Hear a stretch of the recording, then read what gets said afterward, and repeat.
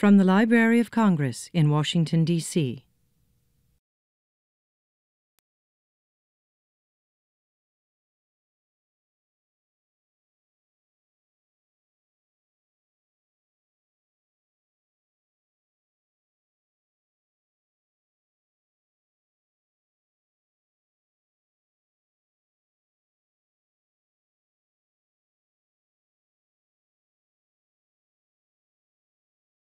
Welcome to the Library of Congress. I'm Mark Harwitz from the Music Division. The technical things first, I don't know if you can hear me.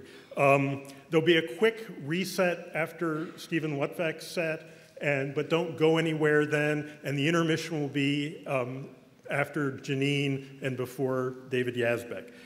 So that's when you can intermission.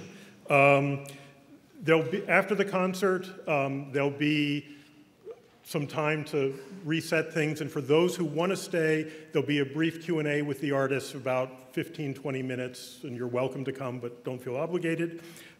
As you'll see in your program, there's an event with Stu next Thursday evening, and you can get tickets at the desk during intermission or after the concert. The big emotional thing I wanted to share with you is that tonight's concert continues a long tradition between the library and the great Broadway songwriters and their families. It began in the 1950s, and our collections, and they're actually your collections, we collect them for you, include the manuscripts and papers of Jerome Kern, Irving Berlin, George and Ira Gershwin, Rodgers and Hammerstein, Lerner and Lowe, Leonard Bernstein, and dozens of others. And we've continued that tradition. We now also have the papers of Howard Ashman, Jonathan Larson, Andrew Lippa, and Adam Gettle. And there are some of the treasures are in the cases back there, so I hope you'll take a look at them. It's really unbelievable. So even I don't believe it. And now we're proud to present three brilliant Broadway songwriters. Have fun.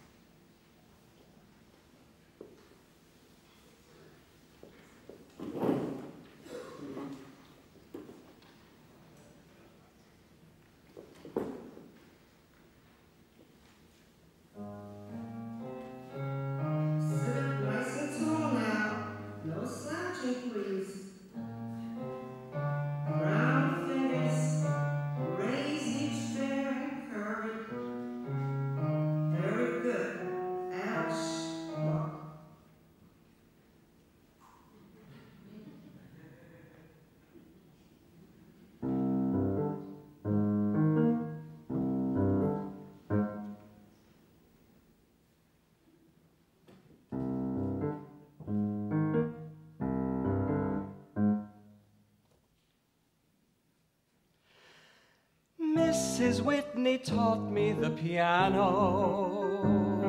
before my feet could even reach the pedals.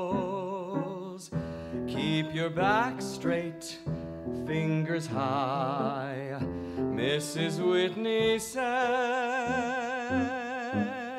and like a G clef, she was round and her hair was wound around the crown of her head. Ooh, she loved Brahms, the Rhapsodies especially. She would play it first for me, then I would play. And sometimes she would play from My Fair Lady. Mrs. Whitney taught me the piano every Thursday afternoon at 4. Use the pedal, use it lightly, and she taught much more, which was bad and which was good, and what a shame the neighborhood is changing. Be careful. Ooh, recitals. They brought to her such never-ending joys. The good ones made music, the bad ones made noise. She'd whisper who was Jewish and which ones liked little boys. Be careful. Mrs. Whitney taught me the piano up until we moved when I was 9. Keep your back straight, fingers curled. Mrs. Whitney taught me all about the world, and everything that she could play, she would show me how. But whatever would she say if she could see me now?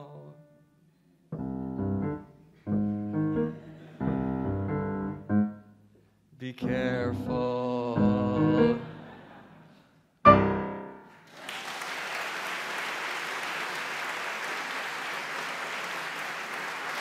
Thank you very much. Thank you very much. And welcome, and I am so happy to be here. I can't tell you. This is actually my second time playing in this room and on this extraordinary piano, which I will tell you all about later. John is our fantastic sound man. John, could you turn the monitor down just a little bit? I'm getting a touch of feedback. Was that you who said, hmm? Let's try that again.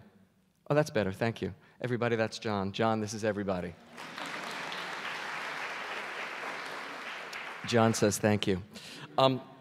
In putting together this evening, it was sort of open to sing a bunch of songs, and I found it interesting at this moment in my life to be sort of picking from the past, and I found several themes which I'm sure will become implicit and some of which will be explicit. I'm actually teaching a class right now at NYU in the Graduate Musical Theater Writing program, of which I am a graduate. I am a graduate of the very first class of the NYU Musical Theater Graduate Writing Program. Our teachers were, and I'm not kidding, Leonard Bernstein, Betty Comden, Adolph Green, Julie Stein, Arthur Lawrence. They were all alive and working and very much wanted to give of their time. It was an extraordinary moment. But NYU asked me to come and teach these young musical theater writers about writing standalone songs, which I thought was so interesting. I spent, I don't know how many of you know, I spent many years as a cabaret star. I love that always gets a laugh. I suppose because there really is no such thing. While I was waiting for things to happen on stage, I began doing these performances, so I have this cache of songs that exist on their own, that sort of create their own world, like Mrs. Whitney, which is ironically, the oldest song you'll hear tonight. You're going to hear some standalone songs and some theater songs. I would like to now introduce my guest this evening, and your guest this. Well, I'm your guest this evening. So what does that make her? From the original cast of A Gentleman's Guide to Love and Murder, the producers graciously let her out this evening to come down and travel and sing for you and sing for me. Ladies and gentlemen, the extraordinary Catherine Walker.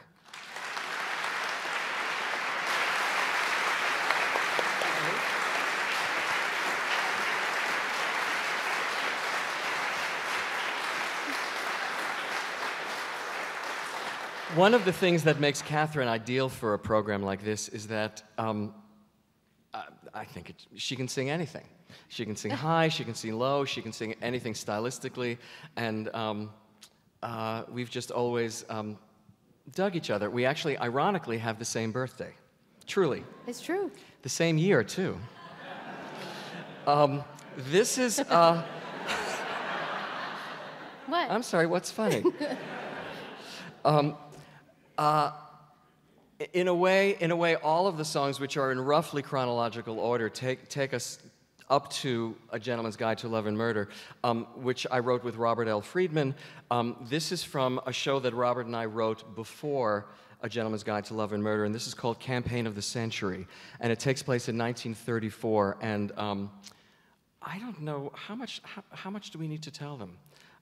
Not too much. Not too much. She's a girl and I'm a boy, and we've just had dinner together. I think that sort of does it, right? She's a migrant worker in California during the Depression in 1934, and I'm a Jewish, born in the Bronx, would-be screenwriter. Two of those things are true.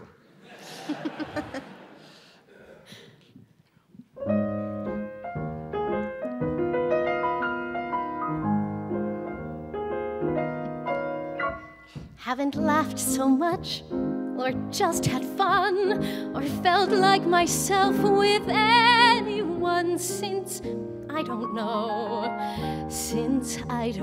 when. Haven't talked so much, or felt so free, haven't had somebody listen to me since I don't know when. Isn't it funny, isn't it strange how things can change in a day?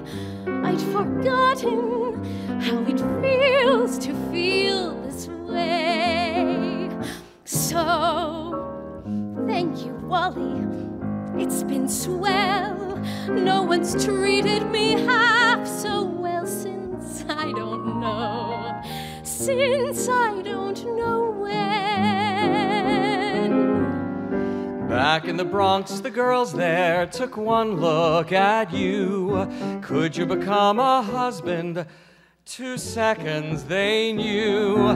Most of the girls you meet here, they're silly and vain. Trying to get in the movies must make them insane.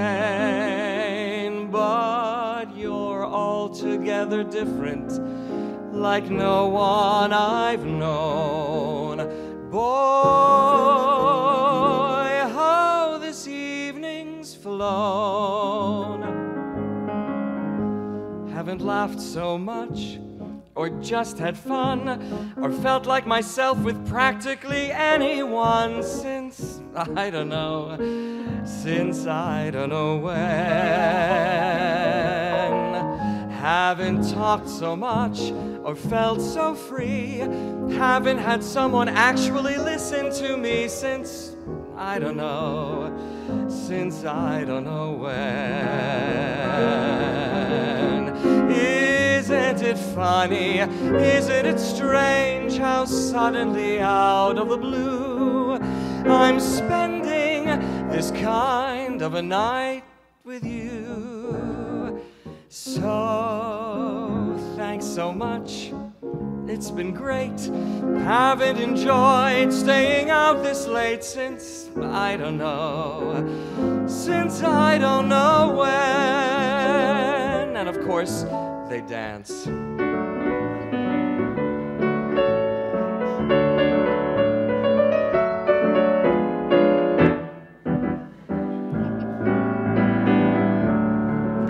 Enough of that. Isn't it funny? Isn't it strange how suddenly out of the blue I'm spending this kind of a night with you? So, thank you, Wally. You're so swell. No one's treated me half so well.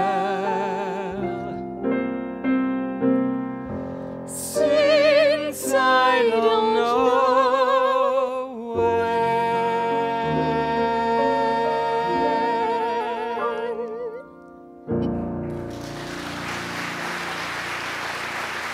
Thank you so much. Thank you.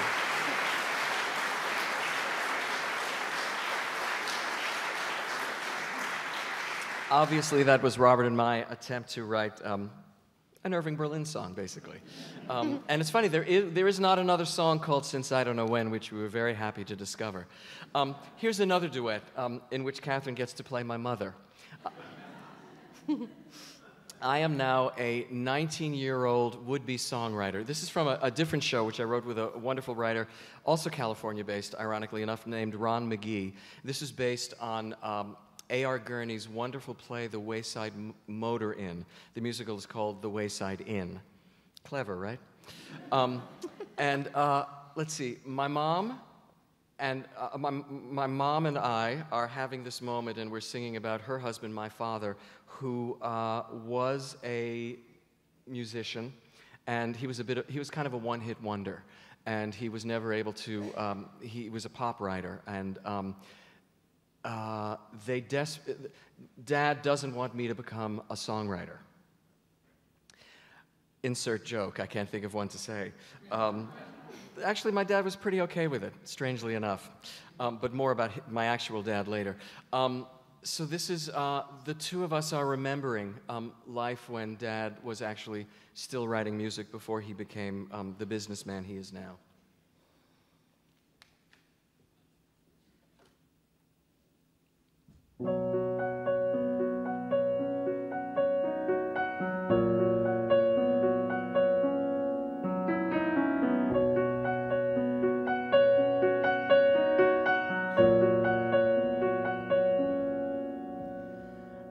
The grown-ups talking and laughing and smoking and drinking, till all at once he comes on to play, and the whole room goes all quiet, even glasses stop their clinking, and I sit there thinking, that's my dad. And he sits down at the keyboard, and he looks the whole room over. He smiles at everybody, but he winks at only me. It's like the whole wide world is watching, and everyone can see there how much he loves to be there. And so do we, 'cause when he played, it was so much more than playing. It's like he found a way of saying what you knew he never could. As long as he made music, he knew that we would listen. But more than that, he knew we understood. He was the music that he made. He knew who he was when Daddy played. How can you remember when you were still so little? The three of us were only children then. He would carry you home sleeping and reeking of tobacco, and I'd whisper, welcome home to my man. Oh, if only I could tell you how proud I was to watch him, to standing back, listening, trying not to harm. That's the man I married, alive and filled with music, so different from the man he has become. But when he played, it was always more than playing. It's like his very soul was saying what he never could express. And with passion in his music, there was passion in his living. If he hadn't stopped, well, we can only guess. He needed all the music that he made. He isn't who he was when Daddy played. Why did he stop And why does he want me to give it up? Can't he see that I am not afraid? Doesn't he see I want to be the kind of man he was? Doesn't he remember how great he was when he played? He had found a way of saying what he knew he had to say. He had his music, and all of us were happy. How could he have let it slip away? God, I miss the music that he made. I knew who he was. I knew what I meant to him. I miss the man he was when Daddy played.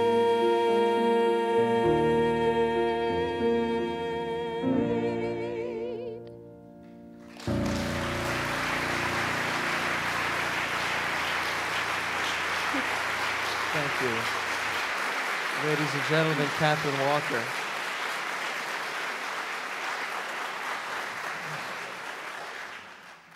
Well, on the way to A Gentleman's Guide, as one might well imagine, there were songs that were written that never made it into the show. So I'd love to do probably my favorite of the songs that didn't make it into the show. And favorite in part because, well, you'll see. Are you good? I'm good. Oh, you need to know what this is about. A Gentleman's Guide tells the story of a young man who discovers that he is in line to inherit a great title and fortune. And he makes the entirely reasonable choice to murder all the people in his family who stand between him and the inheritance. It is a comedy. At one time, we were actually based on the great Ealing Studios comedy Kind Hearts and Coronets. It's sort of a long story, and if you take me for a drink afterwards, I'll tell you. But the film company that gave us the rights weren't so happy about it and tried to kill us in every way they possibly could. I'm not kidding. That actually wasn't meant to be a joke. Although I suppose one could say the joke is on them now. As it were. But in any case, when we were Kind Hearts and Coronets, this is Louis at the Times. He was raised by his mother, who had always told him that he was a member of the Gascoigne family. And I think that says it. Does it say it? Good. Have I left anything out? Do you have any questions? Can we get you anything? That's a Steve Lutvak line. I took it from him.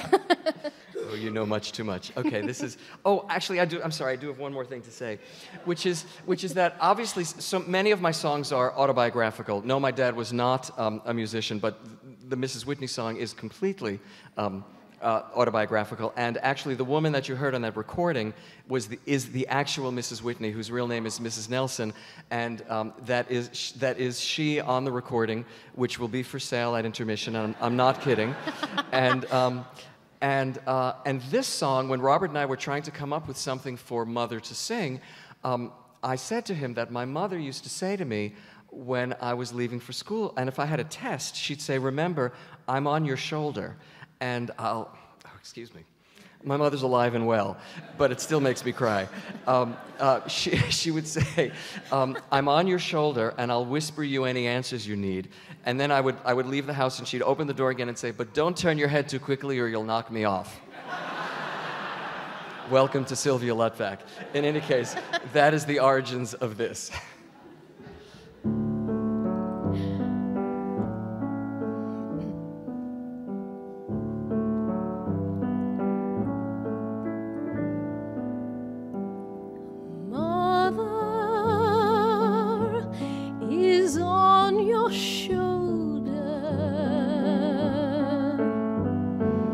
Mother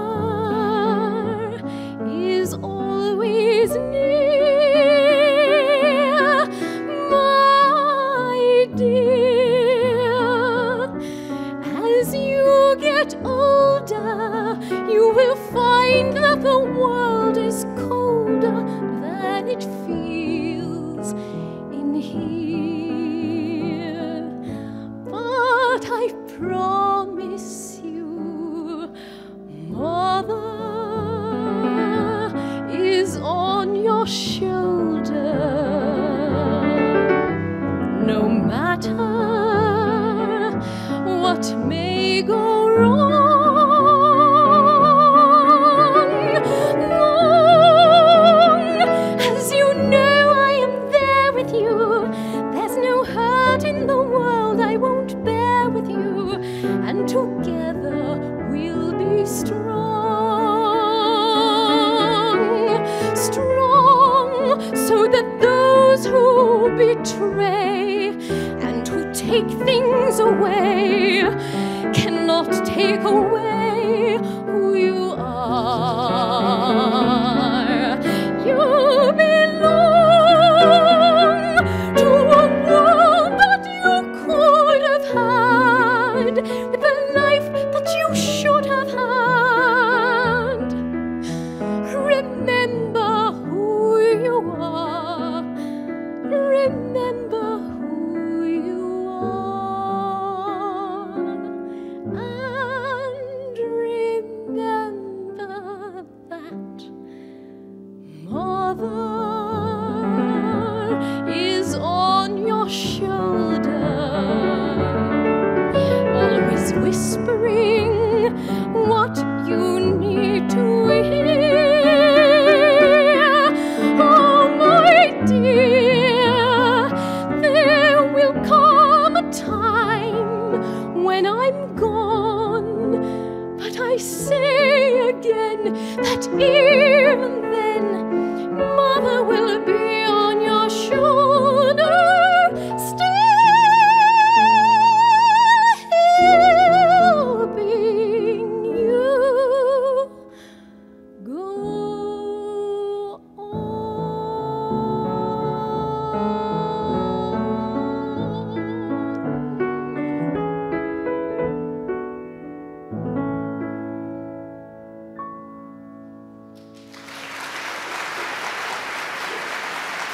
Ladies and gentlemen, Catherine Walker.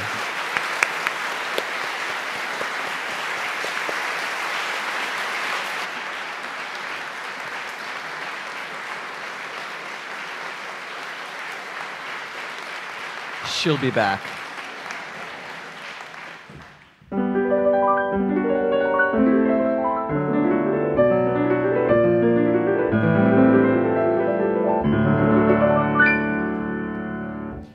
I was at a dinner party just a couple of weeks ago. All the guests were chic and/or high-powered.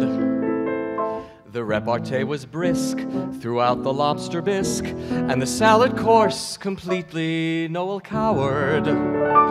But then the conversation took an unexpected turn and headed frankly where I thought it needn't, as one by one each guest did his very level best to talk about his favorite antecedent. As their relatives had been where mine had never been, this was a topic to which I could find no entry. They spoke of duchesses and lords, barons by the hordes, favorites of several kings who'd reaped their sweet rewards, several from the Mayflower, several who'd owned fjords, and we hadn't even hit the 18th century. But with a startling pate, which was lovely by the way, a most alarming hush fell on the table. My hostess smiled, and you, what did your family do? I gave the best reply which I was able, and which I swore was absolutely true.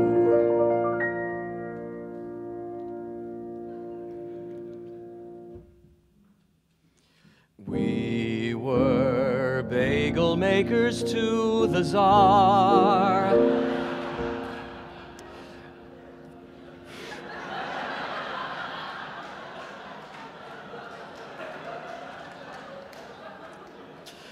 The lineage goes back very, very, very far.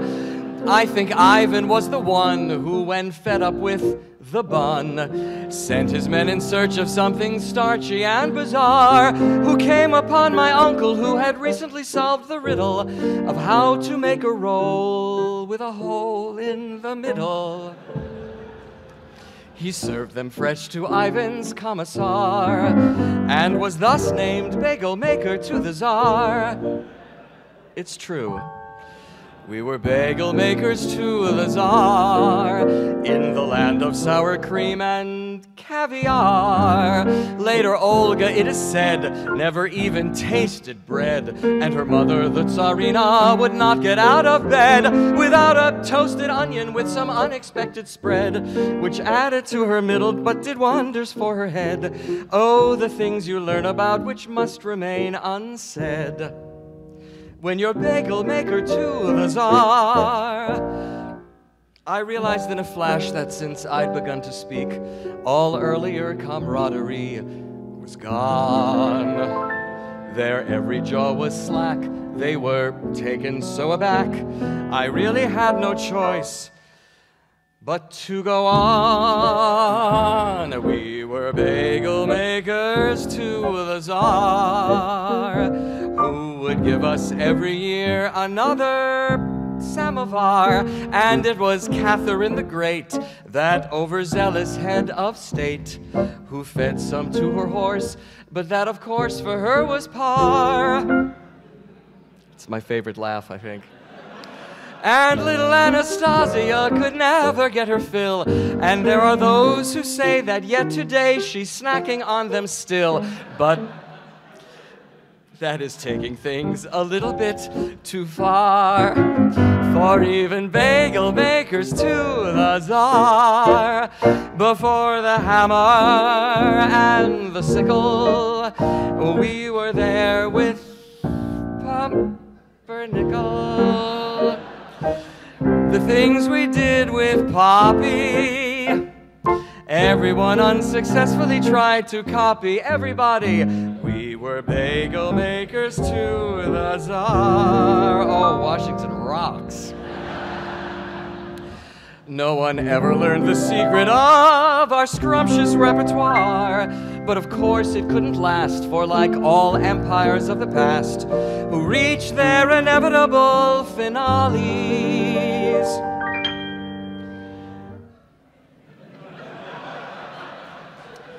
you know, it's a funny thing.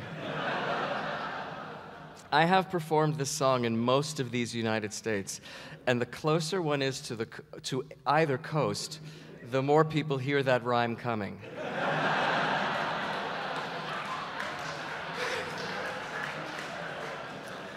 And when the revolution came, we very slightly changed our name, traveled north and made a fortune in Bialys.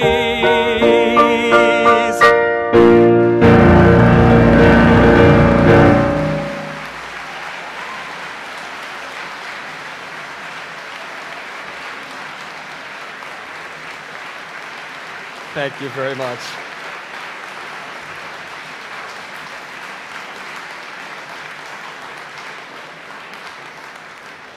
Now, I have to tell you, all of those laughs, for me, were real. I haven't performed this song in a long time. I've been a little busy with something else, and I haven't actually been in front of an audience for, I used to do a lot of this. So it's kind of great to bring it out again and get that reaction. I stopped myself from saying, you know, in little Anastasia, you could never get her fill. There are those who say that yet today she's snacking on them still. It's such a 20th century joke, isn't that? Anyway, any questions so far? Here is, we've got a couple more songs, okay? Okay, here is, well, again, you're getting some of the themes here. The songs are also autobiographical, literally or, you know, metaphorically or something. And this is oddly enough, perhaps oddly enough, my sort of most requested song. The Dinner Party, a.k.a. Bagelmakers to the Tsar, was the one that sort of put me on the cabaret map, you know, such as it is. Anyway, this is museums. Oh, I told you I was going to tell you. I don't remember how many years ago it was, but I was invited to perform when Jonathan Larson's papers were brought to the Library of Congress. The Larson Foundation asked 3 of its writers to come and sing a song of theirs.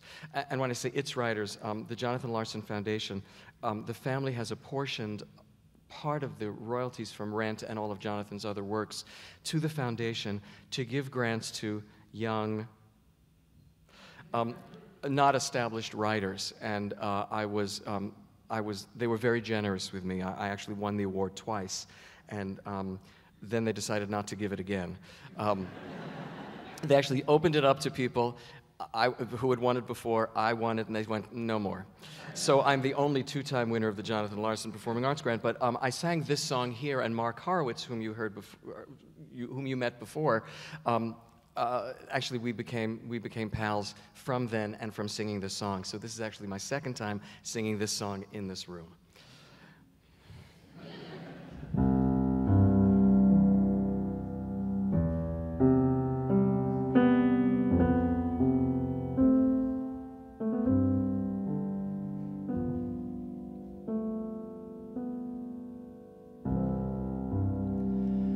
I walk museums in search of my father.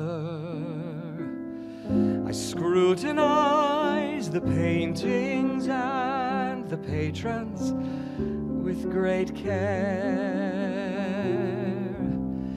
for I'm an expert on all the great museums. And part of me is always hoping he will be there. He took me up all the marble stairways, let me hold his finger till I had grown, and it was he who introduced me to the wonders I would find there, and later let me wander on alone, see the brushwork so passionate and strong. Do you feel the rhythm as your eyes moved along? And look there in the shadows, how the colors subtly dim. My father sees the painting, and I am watching him.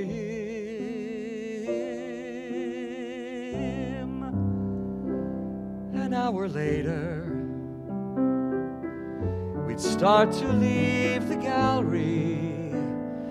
Down the marble stairway, the 2 of us would wind, returning to the street and to our old familiar silence, leaving all the paintings far behind. See the rustle of her ball gown as she dances with the man who is her lover. Feel the pressure of his hand, and the moonlight pouring through the arbor to the faces of the dancers and the whirling of the band.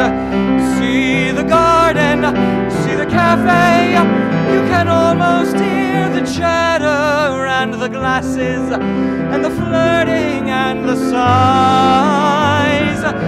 See the laughter in the faces and the joy that rings forever in the violet and the longing in the eyes.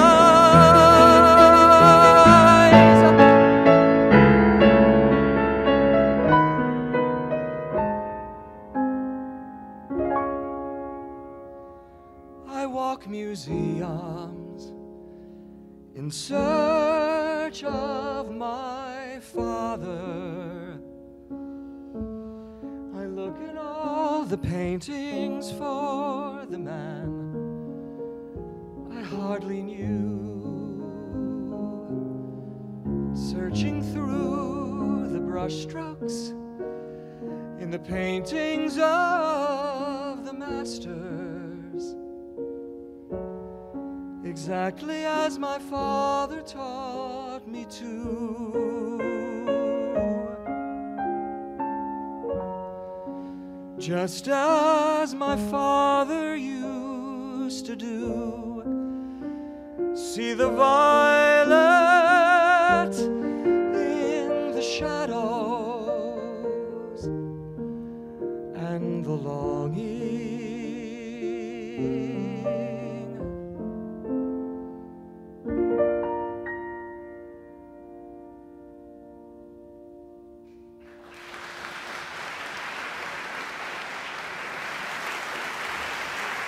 Thank you very much. Thank you.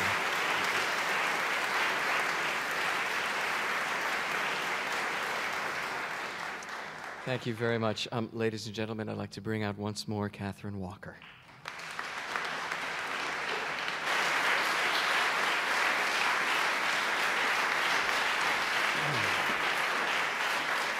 I just learned today Catherine Elizabeth Genevieve Walker. Is that correct? That's the full name, yeah. Now, I wasn't kidding when I said one of the great joys of working with Catherine is that she can sing anything. And in fact has proven that because Catherine, as I said, is in A Gentleman's Guide to Love and Murder, and this CD is also available for purchase. As well as my two, shameless, yes, I know, as well as my two solo CDs. Catherine plays Miss Barley. I won't go into the details of Miss Barley, but she also has been covering the two female leads. And actually, as of 10 days from tonight, she will be taking over the role of Phoebe on Broadway. Thank you. Bravo, bravo. Now, so Monty, our murderer, has always been in love with his childhood sweetheart, Sibella. And she refuses to marry him because he has no money. And he decides to go on this murdering spree in part to win her love, because he figures once he becomes a Dysquith, then he will regain the inheritance that was his. Now, in the meanwhile, she has married somebody else.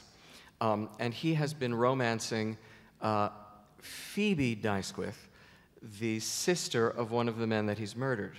Now, in the second act, there's a trio called I've Decided to Marry You, in which Monty has just spent an afternoon with his mistress, the very married Sibella. There's a knock on the door, and who could that be? I have no idea. Quick, in the bedroom, don't make a noise, says Monty, and he opens the door, and who should be there but Phoebe, the woman whom he's been romancing. Have I said that okay? Are you clear? You got that? Now, so Catherine has been covering Sibella and Phoebe. I don't know how she's possibly been able to get them straight in her head, because it's a trio, and as you were about to hear, there are more words per square inch than there should be by law. But I notice I say which you're about to hear because there were only two of us. We decided to do this really crazy thing, since Catherine knows both parts, that she would actually play Phoebe and Sibella. Yeah. The first time this is, to my knowledge, has ever been tried.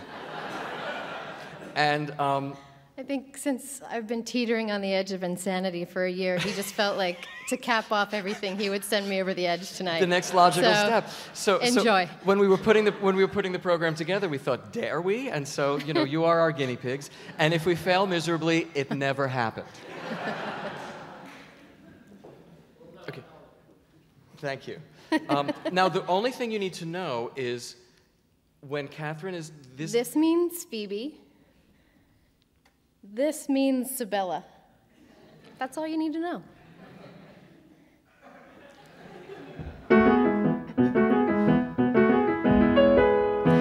Mr. Navarro, forgive my intrusion. I needed to see you and see you today. Mr. Navarro, I have arrived at a stunning conclusion, and I feared I would lose my resolve if I didn't come here directly to say. I've decided to marry you. I've decided to marry you. I've decided, though Henry's gone, that life goes on for me. I have thoroughly thought it through, and the man that I want is you. Though it's true there are quite a few who strongly disagree. Nonetheless, I will marry you. I confess that I'm frightened too, but unless I am wrong, you long for love as much as I. This is kind of conventional, I admit, but why should that matter a whit? And if you do not say yes at once, I think I'll die. Miss Dysquith, you've rendered me speechless. May I call you Phoebe? What am I doing here? This could be dangerous if I'm discovered. Imagine the scandal, and I couldn't handle a scandal so risible. I'll stay invisible, still as can be. But what's going on in there? I can hear voices, I recognize Monty, but is that a woman? And if that's a woman, then what is she doing here? Is it the cousin? I wish I could see. If it's that cousin, it might just be business. It's family business and none of my business. But why is she here in the home of a bachelor? Of course, one could point out that I'm here as well. But does she not realize this situation puts her reputation severely in question? The mere suggestion will cause a sensation, and I cannot hear what is hell. I'll be warned not to marry you. I could go home. I'll be scorned if I marry you. I should go Still, home. I've decided to live my life life and be your wife again. Who'd believe how my life has turned? I should be off. After grieving, I quickly But he makes me learned laugh. there is Nothing can bend the will like half Castilian men. And there's goodness to spare him. Isn't this fun? And gentleness there in you. Isn't she done? You have taken a wounded bird and taught her how to fly. Let me business my eye. This is quite unconventional, is it not? Rather a turn in the plot. And so will I be your fiancé. Why don't you send the cow away? Phoebe, darling, when I recall this day, I think I'll cry. Oh, what was that? What was what? Oh, that sound. Is there someone here? Oh, pay no attention. That's my new manservant. Yes, that's my new manservant. He's finding his way around. I'll be with you in a moment. Wadsworth? Isn't this madness? Who could foresee how one trick of timing could ruin it all? One in the parlor, one in the bedroom, nothing between them but me and a wall. Look at Phoebe, noble and pious, my esteem for her only grows. But when I am with Phoebe, I am on fire, thinking of Sibella, full of desire, passion and dare, I say it love. But when I'm with Sibella, whom do I admire? None but Phoebe, perfect and lovely, who couldn't love her, heaven knows. Round and round and round it goes. How happy I'd be to be at your disposal, my darling. Of course I accept your proposal. Now we should kiss. That would be bliss. Darling, but first I say this. I've decided to marry you. Phoebe, I've decided to marry you. Sibella, And the trumpet to call the ball will fall and set me free. Then again, Isabella, yes, I'd be honored to marry you. Monty, I will marry you, Monty, Phoebe. look what you've done to me. Monty, Phoebe, Monty, Wadsworth, Monty, Monty, Monty, Monty, Monty, Monty. I'm grateful indeed for your gracious bestowment. Yes, Wadsworth, I told you I'd be just a moment. Now, Monty, dear, I think I know should go. Oh. But I still want to marry you. Even so. I've decided to marry you. Just go. How I'm longing to marry you. Yes, I'm I've decided to marry you, marry you, marry you. Shame I you must must go. Go. Go. Go. I'll go.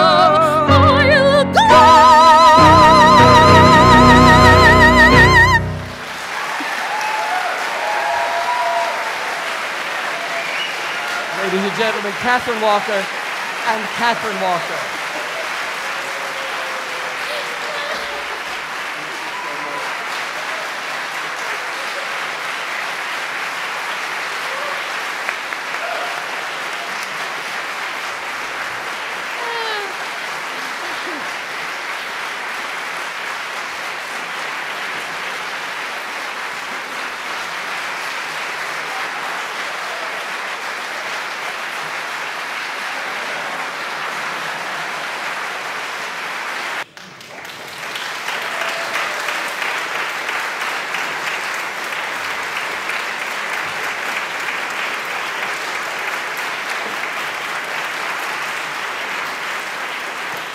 Thank you. So much for the dramatic entrance. I decided to enter twice so I could place my water bottle. And my name is Janine. Thank you so much for inviting me here. It is really nerve-wracking to wait to go on. I do not recommend it. Do not do it. I just got through 5 levels of Candy Crush while I was back there. I'm never going to write a musical again that has delayed. Oh, everybody's just going to be in and done. It's just going to be like a horse race, and off you go. Thank you. Whoever just did that laugh, thank you very much for saving me. I think it's my boyfriend. I am incredibly grateful, honored, terrified, sorry, grateful, all of those things. It's a grateful sandwich to be here. I know the Library of Congress well. I've done a lot of research. It makes me sound really smart, but it's really not at all that. But Mark Horowitz is a dear friend and a great scholar, and I'm a huge fan of Steven's and of David, so it's a pleasure to be in between those two gentlemen. There are not many girls doing what I do, so it really is my honor to be here. I put together a little program, a kind of a bookend, I guess, about things that I've been interested in from the time that I was 17 when I started writing. It was about years ago, and that's not too long ago. And then the latest thing, and one of the things that I noticed that there was a kind of pattern, and so I thought that was really interesting. I heard Steven say before I got to Candy Crush level 153, I did hear Steven, really? That wasn't funny? That was funny. Thank you. I heard, the hair's going back. I heard him talk about his piano teacher, and all of us musicians, we all have, especially the pianists, we all have these horror stories about our piano teachers. My piano teacher, I started when I was 3, and he wore a pork pie hat, and he drove a Dodge Dart, and he had 2 different kinds of glasses, and I just thought he was fantastic. And he taught me Stravinsky at the same time that we did the theme from Born Free. There is a relationship between those two. You study it, Mark knows. And the thing that he told me about that is just in music, and he said, you know, judge music at your peril, because there's always something. It's very much like the ocean, except he said it like this: it's very much like the ocean. It's a little hot. You can't judge it because it always has something to speak to you. There's always something there. There's always something to be curious about, to learn. And so I feel like I've spent a lifetime learning. When I started when I was 17. One more thing. I have a caveat, a warning about my voice, which is terrible. No, it is, because I heard Steve sing, and I thought, holy moly, I can't do that. And Dave sings really well, and then I got all these singers, so I do not. And the hair is going back. So what I'm going to say is I am going to sing tonight, but like a drinking game. When I crack, I know that there is only acetate and acetone in the library, but when I crack, think about you would have a sip of a martini. So when I was, anyway, and you'll hear immediately. When I was 17, I never wanted to write musical theater. I don't even really like going to musicals. I don't like them, but I love putting them together. I think that they're astonishing. I know. They're the endless crossword puzzle, and there's a reason, I think, why Sondheim has anagrams and crosswords. It's like holding a slippery kid who you're trying to bathe, and it's just, what if we did this, and what if we did this next one? And I'm just about to open my 6th Broadway show in April called Fun Home, and I just thought there must be... Really? Really? Please come see it. Anyway, when I was 17, I wrote my first piece. I had written something when I was 10, but it was a commercial for raisins. That I'm aging myself, and I noticed that it bore a strange resemblance, as in it was a complete copy of Truly Scrumptious from Chitty Chitty Bang Bang. So that was not original. It's based on Langston Hughes. Bring me all of your dreams, you dreamers, crack. Bring me all of your hard melodies, then I may wrap them in a blue cloud cloth, away from the too rough fingers of the world,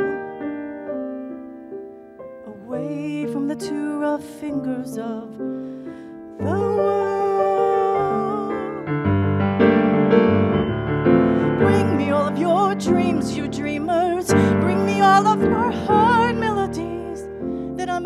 them in a blue cloud cloth, away from the two rough fingers of the world,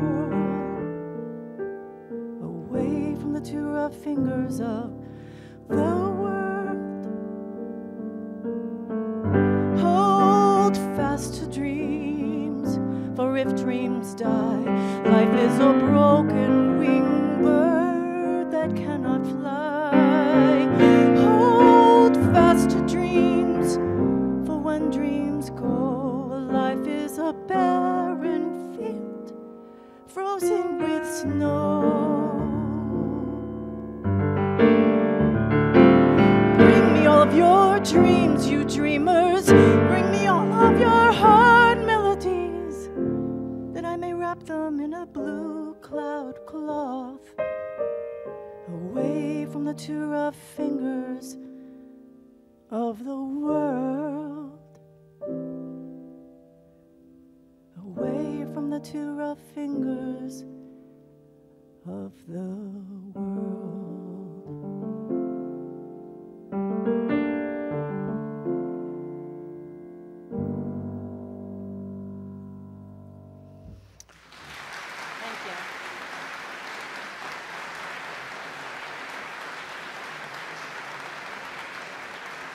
Thank you.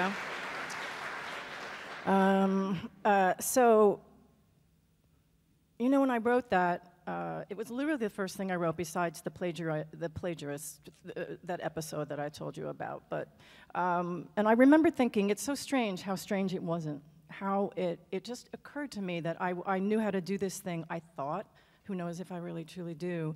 You know, my grandfather was a conductor in Italy, and he came here and with a dream of being a composer, and died really young, working at a gas station. He got pneumonia, and I've always said there was this feeling. George C. Wolfe always says our ancestors push forward the dreams of theirs, and we pull them out, and I've always felt that. So it's sort of I always give concerts in his honor, and that's true tonight. I would like to bring out someone, because you really don't want to hear me sing all night, but this is a gentleman I met 2 years ago, and he's just an extraordinary person. He was Flick in Violet, which we opened on Broadway last April. We closed in August. And he's just a stunning singer, a beautiful man, and he's been nominated for 2 Tonys, one of them for Flick, which I was really proud of. He is from Miami and studied there, and I hope you'll help me welcome Joshua Henry to the stage.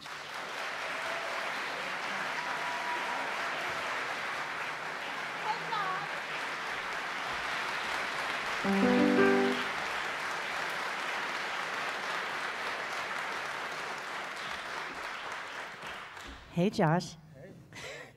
We're here at the Library of Congress.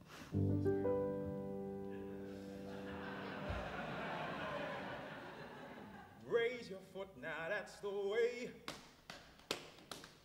you'll be moving on today. Raise the other, put it down. Now you're headed into town. Oh boy, you got left, right, oh boy, ain't that right? Got some years ahead to go, you'll go free if you take it slow. Oh boy, you got left, right, oh boy, ain't that right? 2 kinds of people in this world, some say yes and some say no. Time to say which side you're on. Eeny, meeny, miny, mo. Say yes and your adventures start. Not always as expected. Say no, you stay apart, but you stay protected. You got to give yourself a reason to rejoice. For the music you make counts for everything. Now every living soul has got a voice. You got to give it room and let it sing. My family never had too much, made the best of every day. Ate what's on our plates, you know. Never never threw a thing away. We kept our nightmares on the shelf.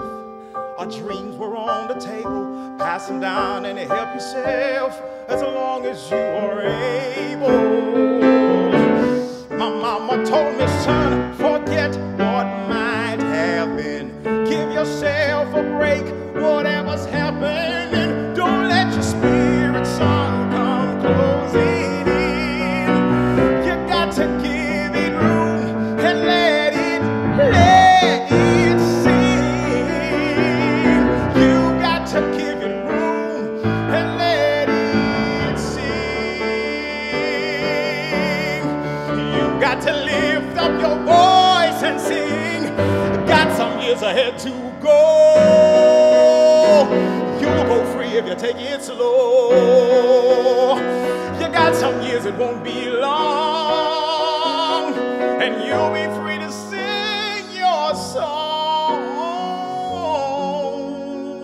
Oh boy, you got left, right? Oh boy, there's precious little really folks like us control. But you can make your music from the simplest thing, and you're the one that has got to tend your soul. You got to give it room and let it sing. You got to give it room and let it sing. You got to let it sing. You got to let it sing. You got to give it room and let it sing.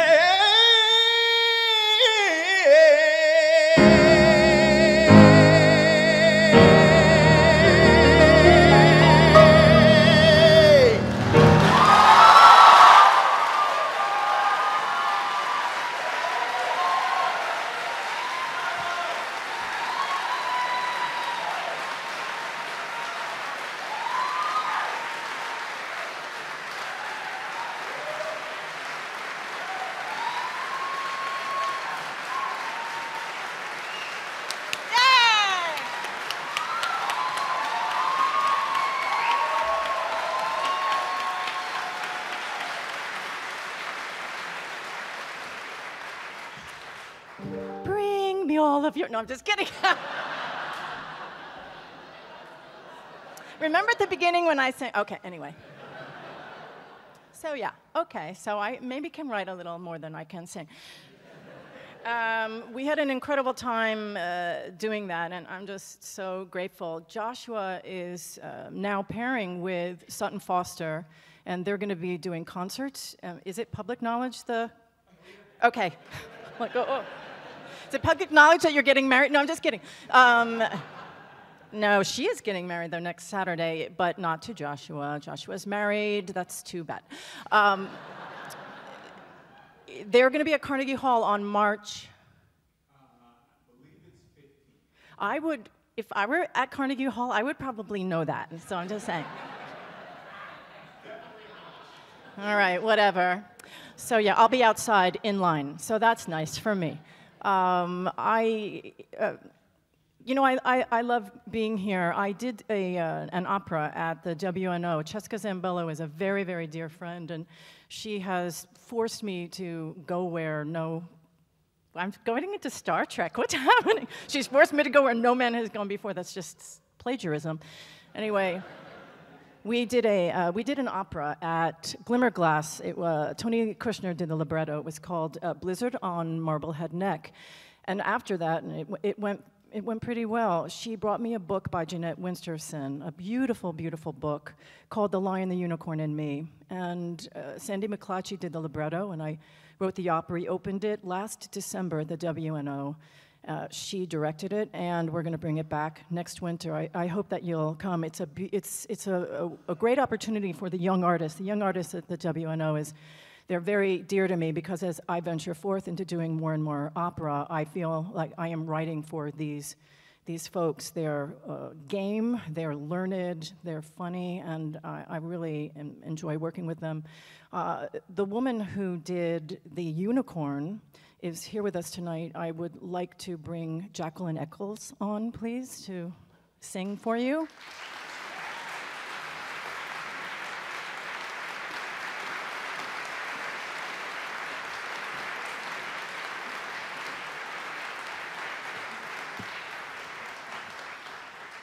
So, Jackie's, you're a second year, is this your second year? Second year, a young artist from Detroit, yay Detroit. And I think she's gonna be really, yay Detroit, I heard some. So the story is, The Lion, the Unicorn, and Me is the Nativity told from the donkey's point of view. The angel basically interviews them, sort of Michael Bennett, Zach style in a chorus line, interviews the lion, and then the unicorn, and then the donkey, who Joshua will be joining in at one point.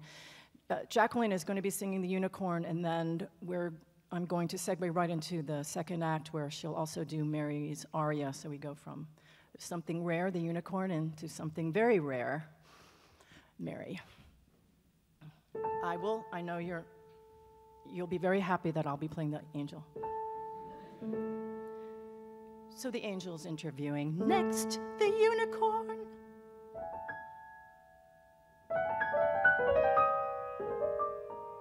Present position.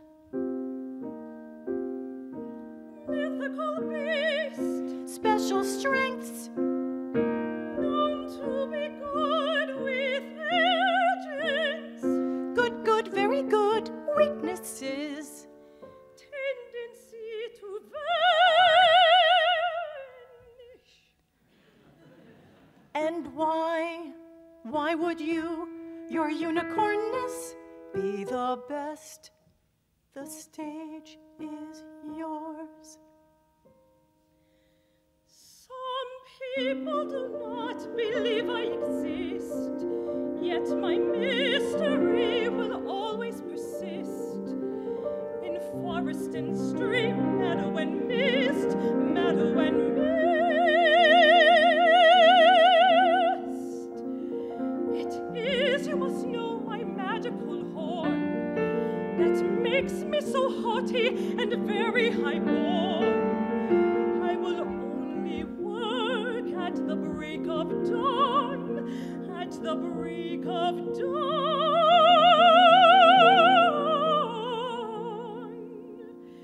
It is only because I am so rare that innocent people will sometimes swear that I am not, when I am everywhere.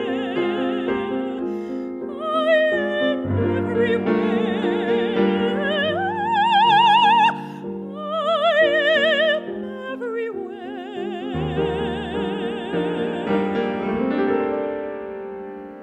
If he is to be the mystery of the world, he should be carried by night.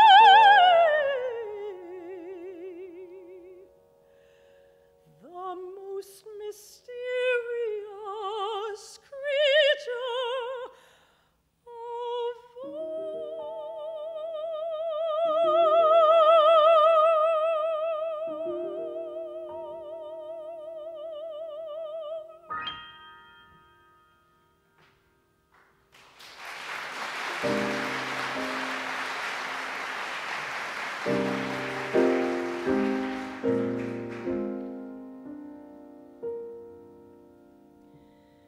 Rest now, rest, my lonely son. Oh, in years to come, the straw will be your throne, these animals your friends, the stable will be known as the place where love was born.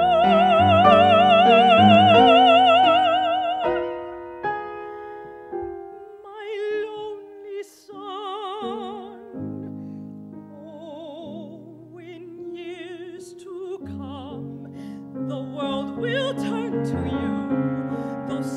me laugh or scorn, the world redeemed anew, and the sense of love reborn. Rest now, my lonely son. In years to come, there's so much to do, so much, so much. Your hands so tiny now, so helpless and so new, will hold the future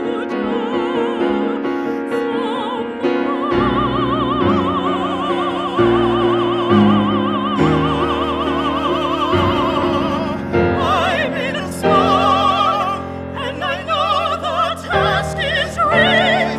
I'm in young, I agree, but I'm part of something bigger.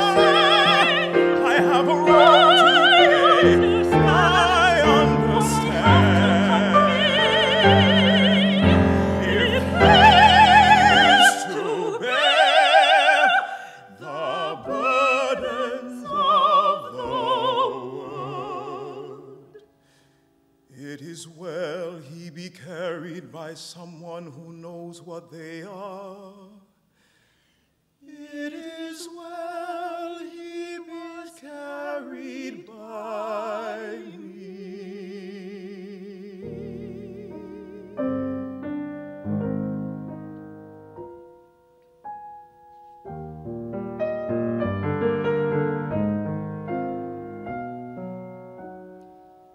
Rest now,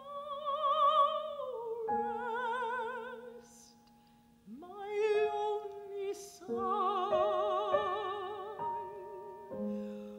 Oh, in years to come, the straw will be your throne, these animals your friends. The stable will be known as the place where love was born.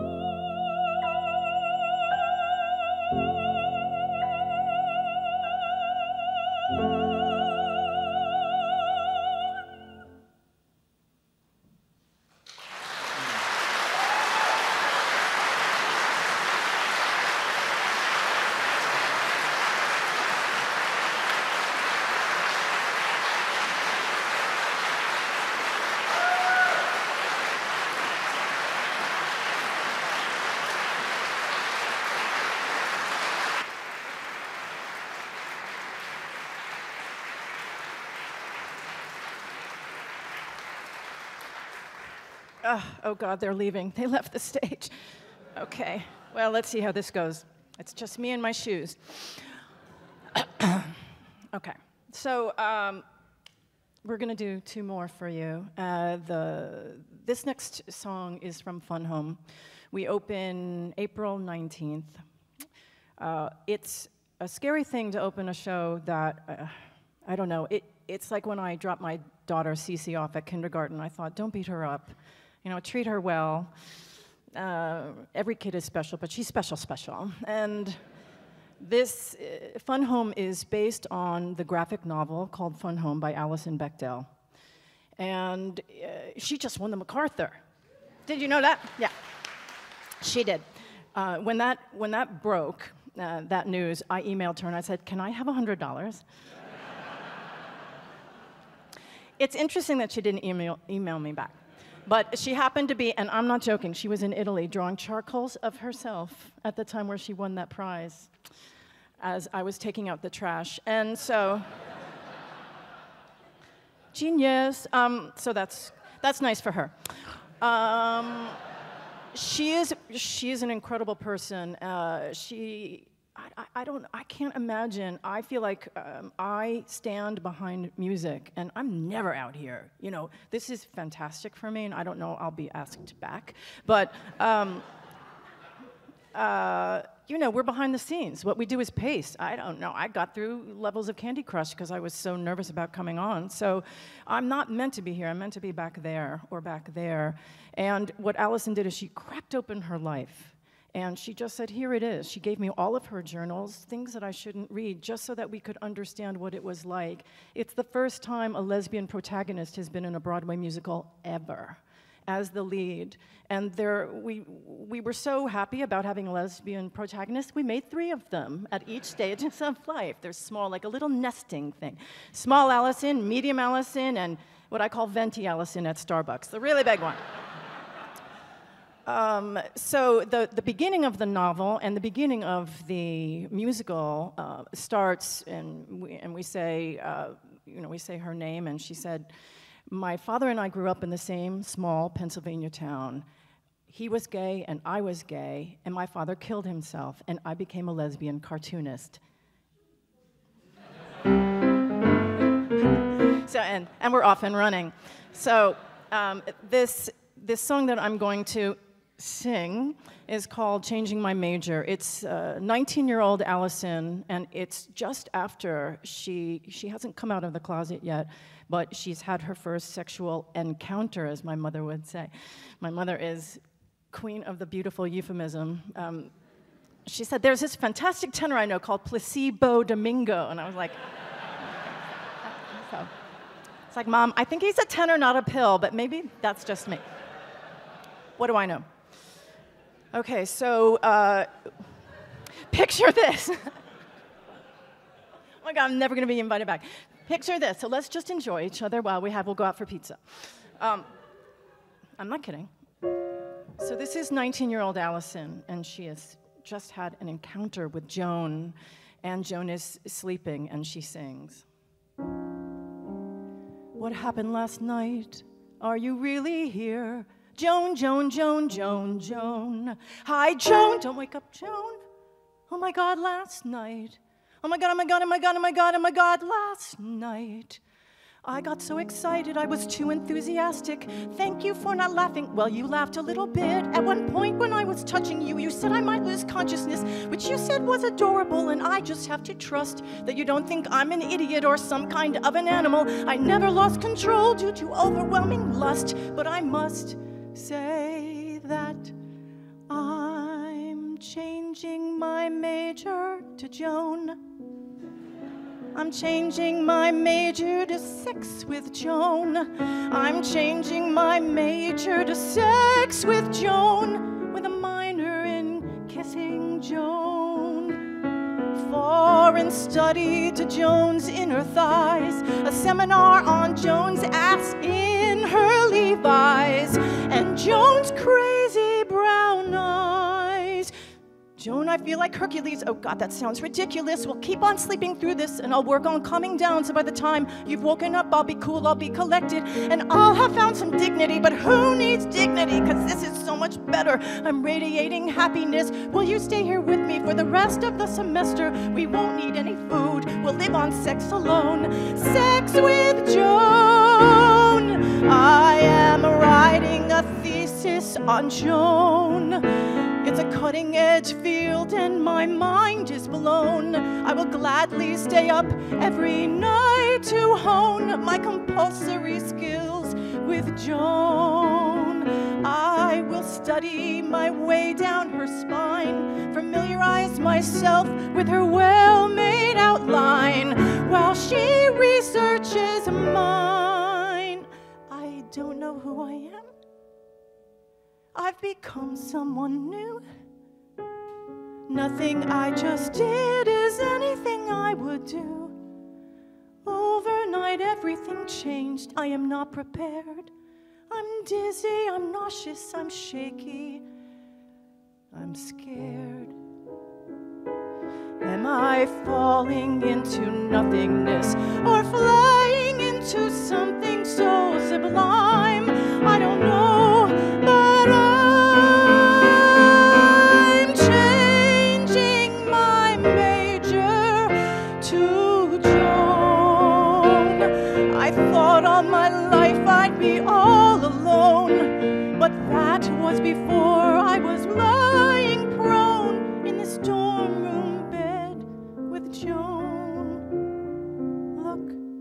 She drooled on the pillow, so sweet, all sweaty and tangled up in my bedsheet, and my heart feels complete.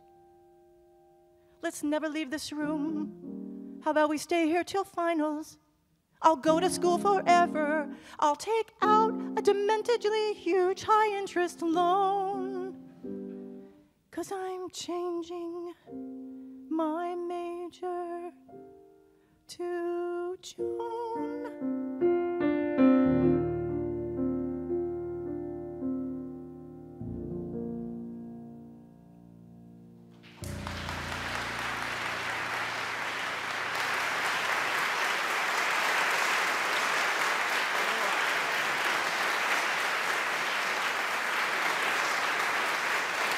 Thank you. Thank you very much. The last thing, you know, I'm writing another musical. I think writing musicals is sort of like being on Top Chef, but a little more stressful and a little hotter. But I was on a subway the other day. This is a total tangent, and a woman was chopping an onion on the subway, and I thought, what's happening on the 2 train? Chopping an onion, and I thought, oh, this is Top Chef, because anyway, it wasn't. That was just a tangent. So, you know, you have to have so many things working at the same time. You're a parent, and you have this musical, and this one is coming up, and I imagine it's what it's like having sort of lots of children. I think shows are like kids, and this one needs braces, and this one is fine, so you ignore it, and this one has to do this, and so when I was putting together some of the selections I would do tonight, I noticed that the last thing that I wrote was Langston Hughes. And I thought, oh, wait, when's the last time I set Langston Hughes? I'm really old, so that's what happened. When I was 17, and now that it's a long time ago, yeah. I'm going to welcome back Joshua Henry to the stage, and we're going to do our final selection. It's, strangely enough, I just keep going back to Langston. He doesn't fight me on settings, I guess that's why. This is Daybreak in Alabama, Joshua Henry.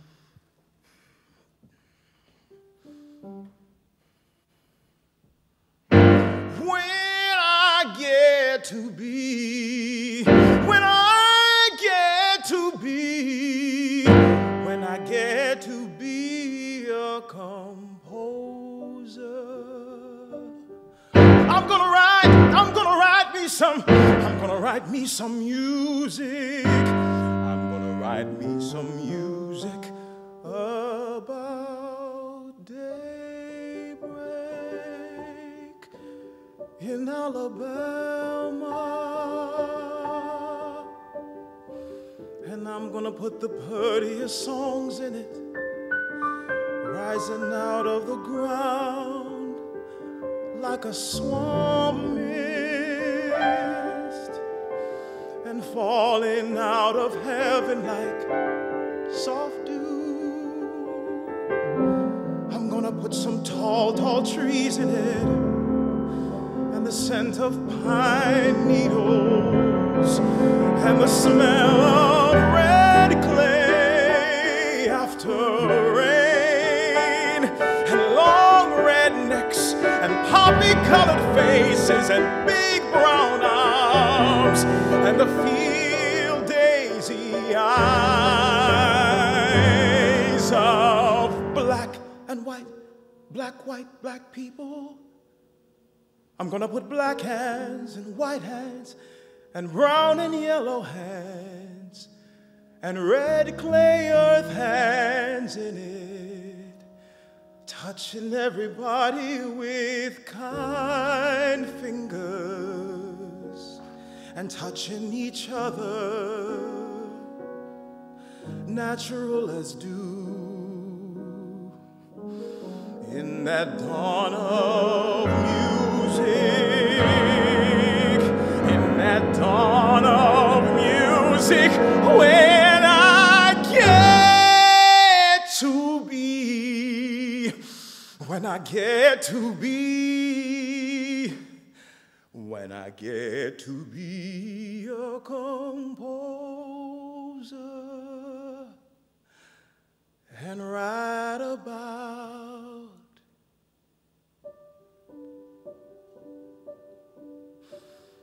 daybreak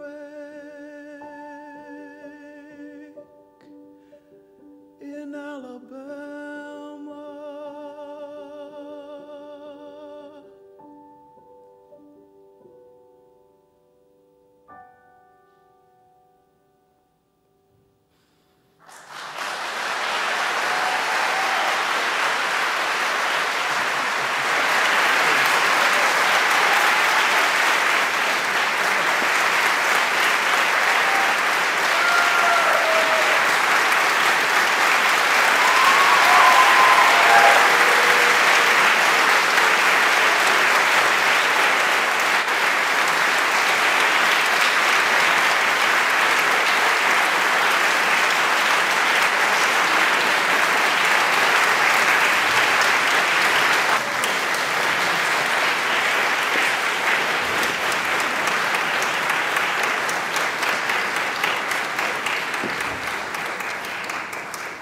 Come on, sit down. Here we go. I'll wait.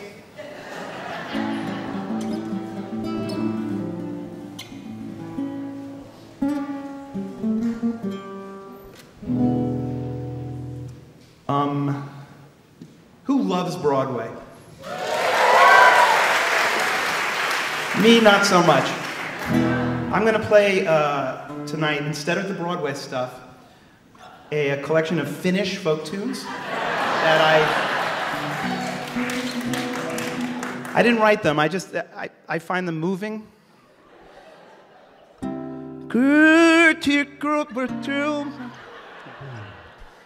Now you're laughing, and I have to play a serious, sort of semi-serious song. So.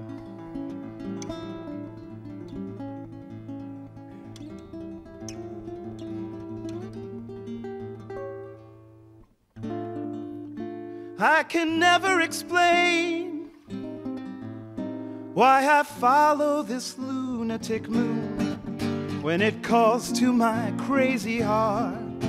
I hear it right now, and it throws me around like a drunk on the dance floor. I'm spinning to the tune of my crazy heart.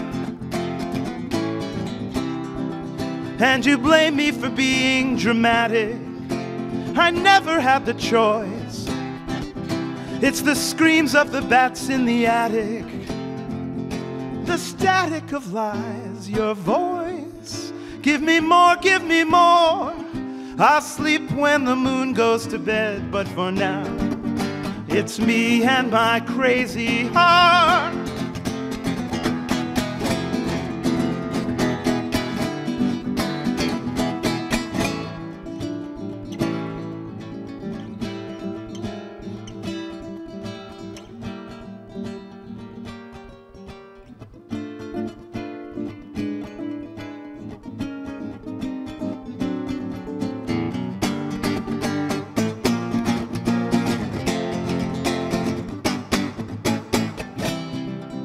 And I'm trapped in this room I created with a lock on the door.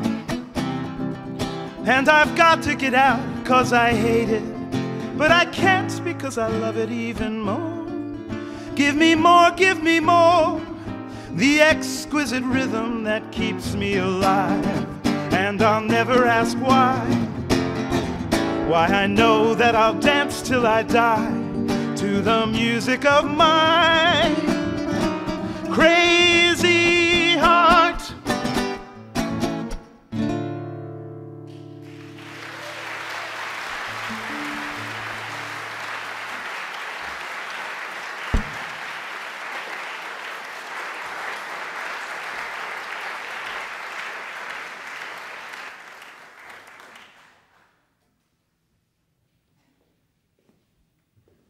That was from, boy, be curious to know how many people actually saw that on Broadway, from Women on the Verge of the Nervous Breakdown. Didn't last long, but we're doing it in London. We did a lot of rewriting, a couple of new songs. It's opening in mid-January. So come on out.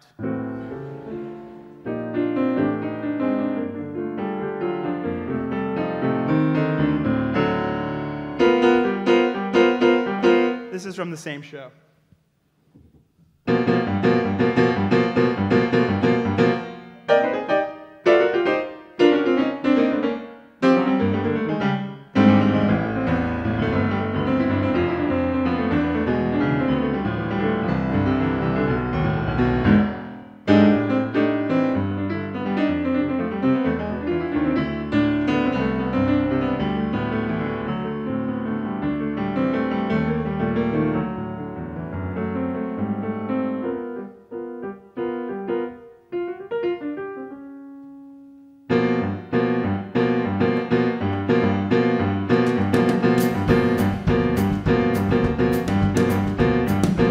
Madrid is my mama.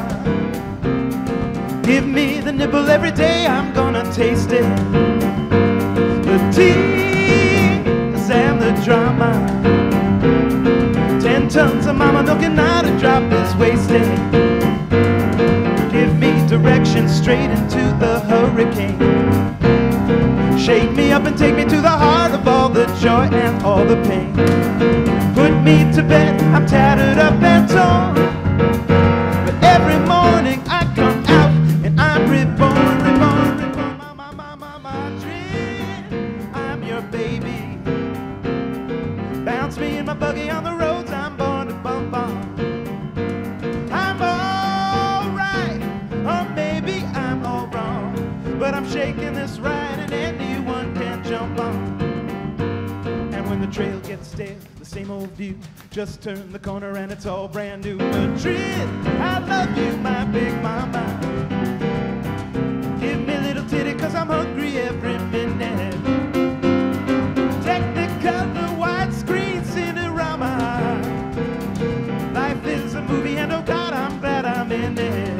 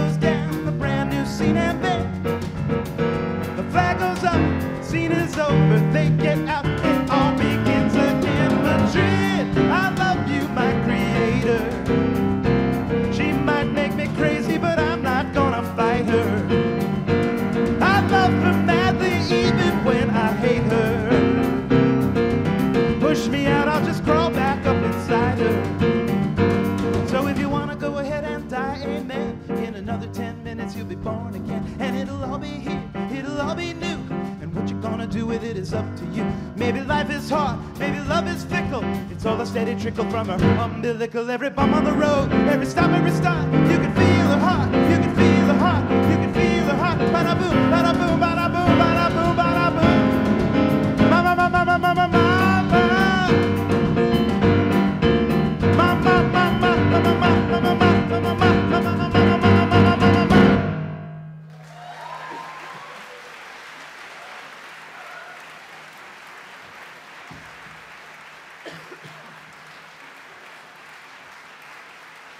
Thank you.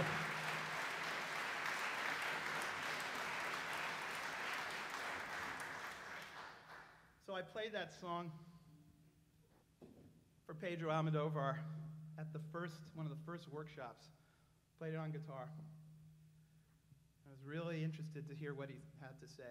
There was a long pause, and he said, "But you're going to have a real guitar player, right?" Were you there for that? Do you remember that? No. I say, "Go make a movie." All right, off with the hat. Apologize for this, but what are you going to do?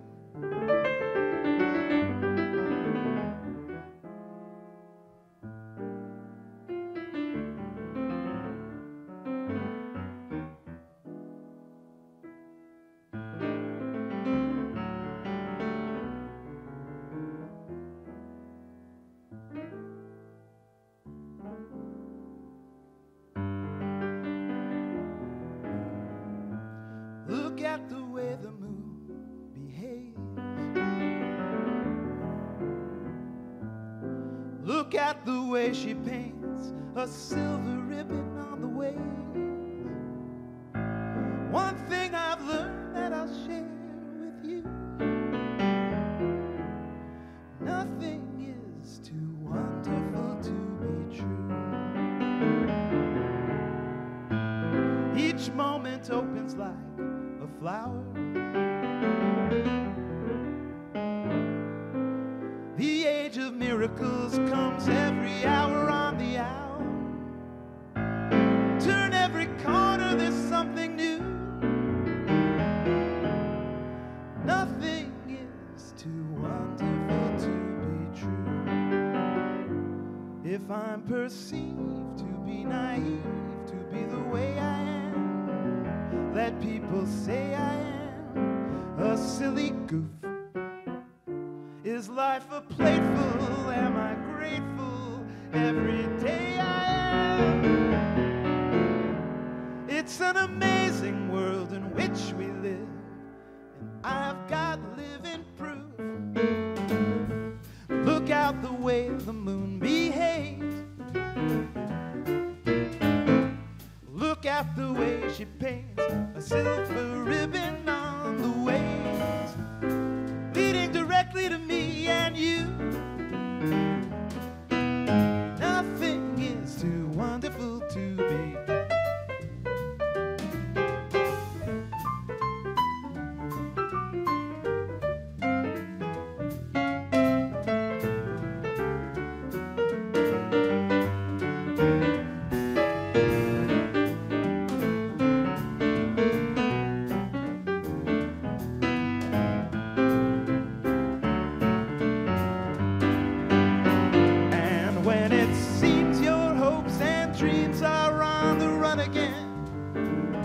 Bad luck has won again, and it won't stop. The clouds will part and you will start to see the sun again.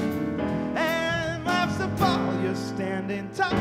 You found your way back to the top. Look at the way the moon behaves. Look at the way she paints a silver ribbon on the waves, leading directly to me and you. Nothing is too wonderful. Nothing is too wonderful. Nothing is too wonderful to be true.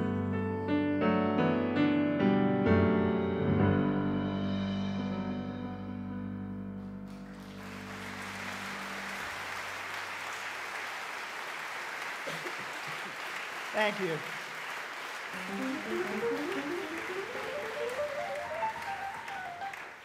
So that's from Dirty Rotten Scoundrels, a show that I wrote with Jeffrey Lane, and he was the book writer, but contributed a lot more to the lyrics than I usually admit.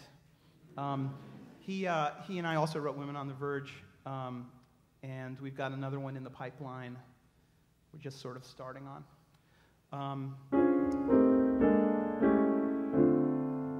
When I was writing that show, I'm like Steve Allen. Remember when Steve Allen he did these interviews and he'd be playing the piano, right? And And he'd sort of be like, he'd say, so Dean, you be, who are you going to be? Charles Nelson Riley. You be Charles Nelson Riley. So Steve Allen would say, so Charles, tell me that story about when you were at the airport. I was like, it's really hard to play when you're the one talking, when someone else is talking. So I was writing this show, and all the songs were written. And Jack O'Brien, I have sort of a fear of show tunes. And Jack O'Brien, he kept saying for months, he was saying, we need something, and we need a 11 o'clock number. And the thing that got me was he kept doing this. It's like a Roxy and Velma number. That's what he kept doing. Roxy and Velma. It's like, jazz hands up, right in my face. And I just dug my heels in. I was like, no, I'm not going to, it's not going to happen.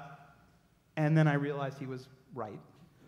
And I went into a room, and I wrote this for Lithgow, for John Lithgow, and turns out for about 2 hours he was in the room. He actually entered the room, sat at the back of the room, listened to me write most of this song. You may be master of your chosen occupation, with several strings of polo ponies in your stable. You must remember just the same that at the crux of every game is knowing when it's time to leave the table. And it's important to be artful in your exit. No turning back, you must accept the con is done. But now and then you might recall the moments when you had it all. You had the charm, you had some talent, and my God, you had some fun. It was a ball, it was a blast, and it's a shame it couldn't last. But every chapter has to end, you must agree. It was a joy, it was sublime, a splendid way to earn a dime for a dirty, rotten guy like me.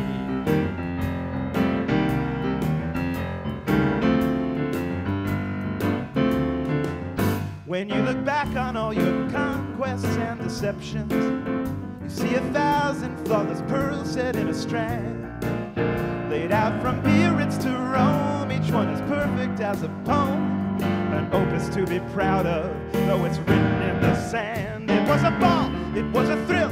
You had the grace, you had the skill to know exactly what to say and what to do. You wouldn't trade a single day or have it any other way.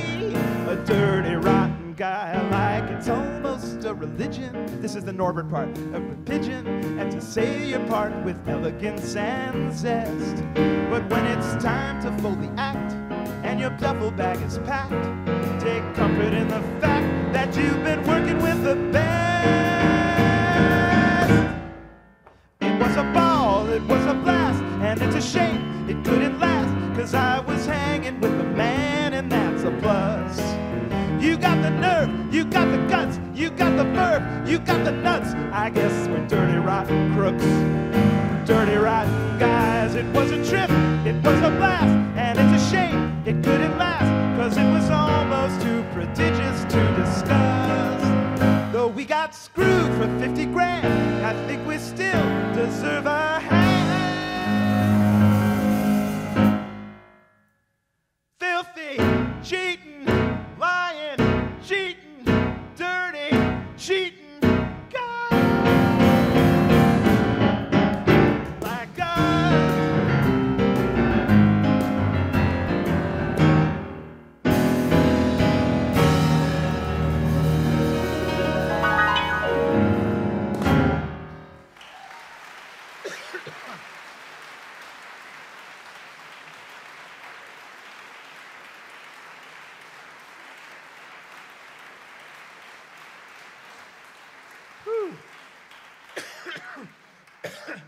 Let's see if this holds out for the whole evening. If you want to see that show, that's in London right now, West End. Robert Lindsay.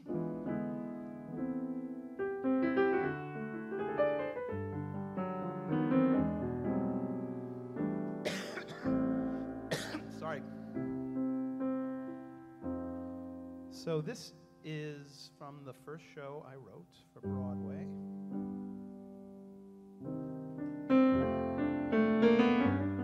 It's my favorite song from the show. So it's a father, and he's sitting next to his sleeping son's bed, wondering how he's going to manage parenthood. And the timing was great because I was in exactly the same position at the time when I wrote this one. I'd sit by my son's bed and start singing, and he'd just start crying and crying because he wanted to sleep. It was like 3 in the morning.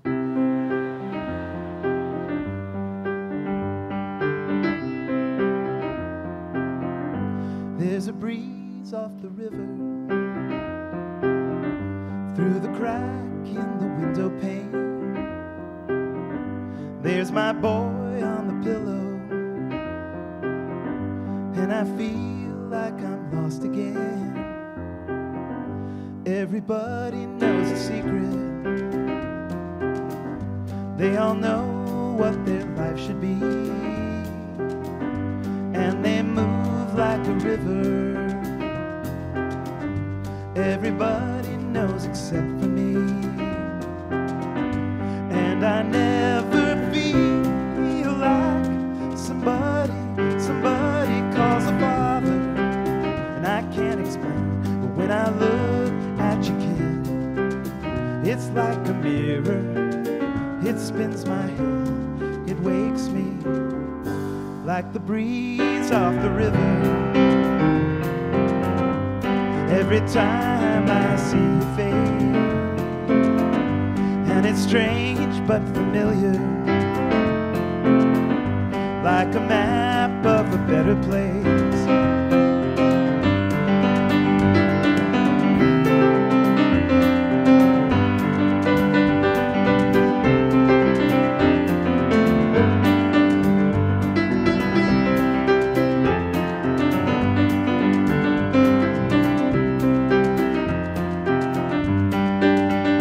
Sometimes I feel like I live in the shadow, and shadow's all I see.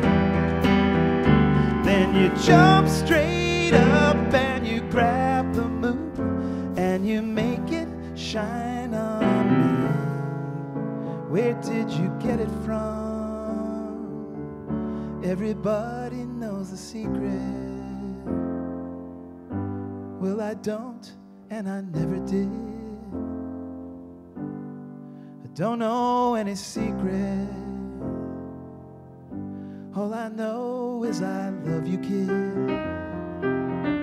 All I know is I love you, kid. All I know.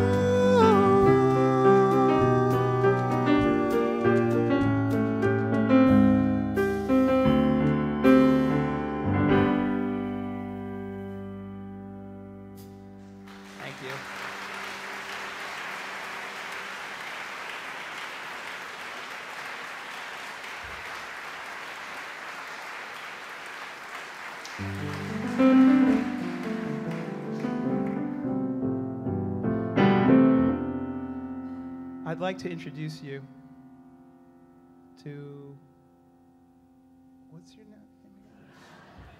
To Bryce Rosenfield on drums. No, sorry. His name is actually Dean Sharenow, and he's a very close friend, and I've known him for, Jesus Christ, what, like 15, 18 years, something like that? We've played together. And Mike Chiavaro, who I've only recently met, I'm enjoying playing with immensely on bass. I'd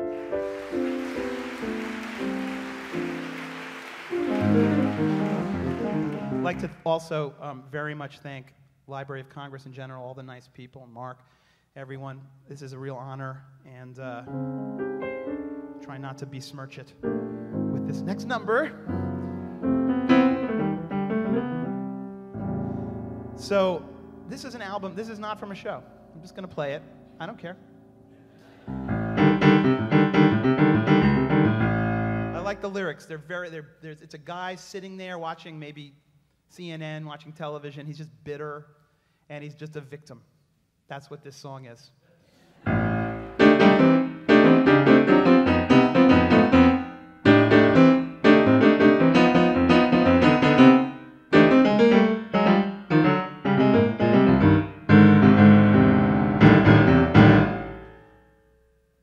Signs are coming faster, no one seems to care.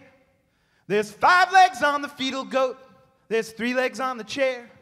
And that bastard's in the White House, and he's still got all his hair. It isn't fair, isn't fair, isn't fair. The Holy Land's a madhouse, no Jesus anywhere. They say he's coming COD on a calf with orange hair. And in case the temple crumbles, there's another one to spare. It isn't fair, isn't fair, isn't fair. Nothing to do but take the beat and walk away. Fold it up like a contour sheet and make the bed for another day. Prophets in a barrel, down Satan's water flume. The Father's not available, the Son's locked in his room. And the Holy Ghost is dining with Sister Rod McHugh. He'll be here soon, be here soon, be here soon.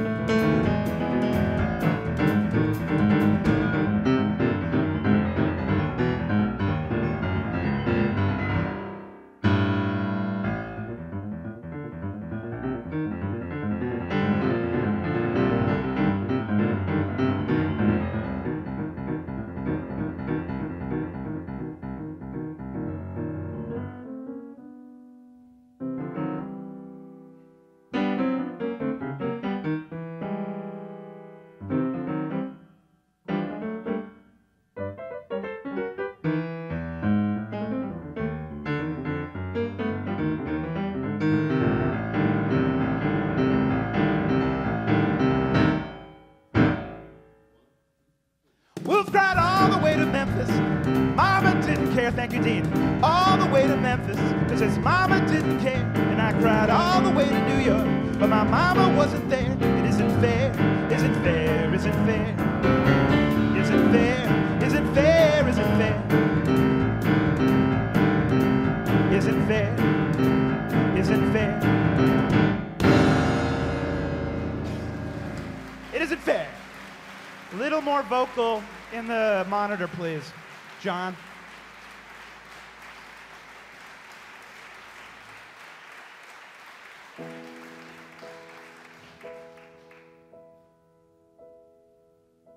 I'm really tired, so I'm not going to talk much. You know, I'll take a little nap, and then maybe we can...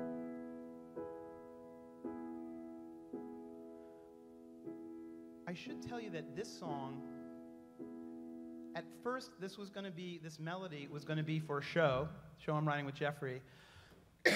And then these other lyrics came to mind, so we started playing it. The band started playing it with these new lyrics, kind of about being up at night, not being able to get to sleep. And then Patti LuPone heard me play it at a show that she was a guest at, and now she's singing it in this version in her show, in her touring thing. And I'd like to put it back into that show, into my show, because I'm lazy and I already wrote it, but we'll see what happens. See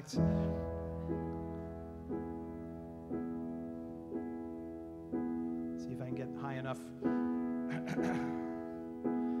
Where is the Sandman? Will he come? It's almost the day again.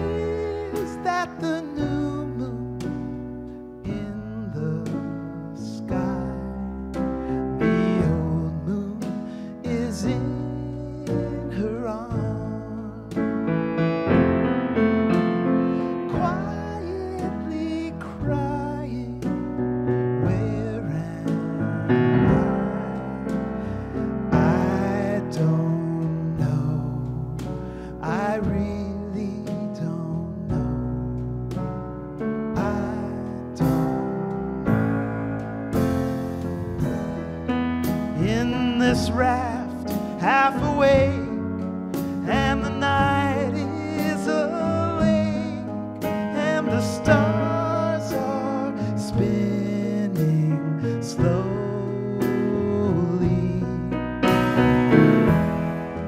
And I've been here before, but I can't see the shore, and the miles are deep and dark below me.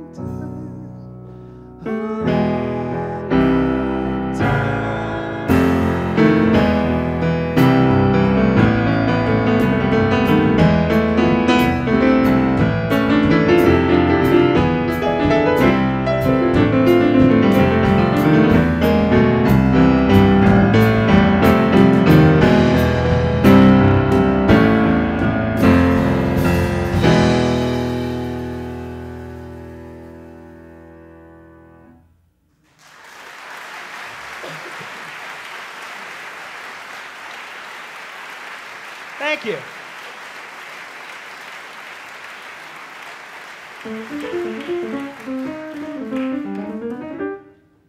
I'm going to answer one question. Anybody, any question, shout it out. Nothing? Favorite drink? My own urine. Okay, here we go. It's a healthy alternative to sugary beverages.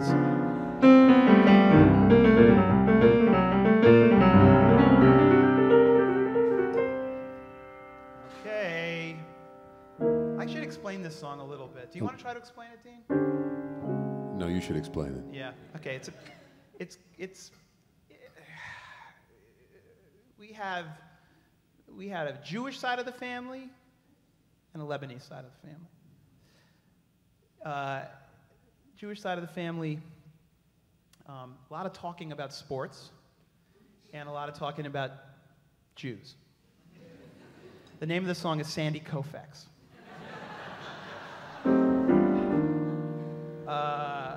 There's imagery from suburbia, as well as from baseball, as well as there's a menorah in there somewhere if you look carefully. Okay, I think you're gonna really, really love this song now that I explained it.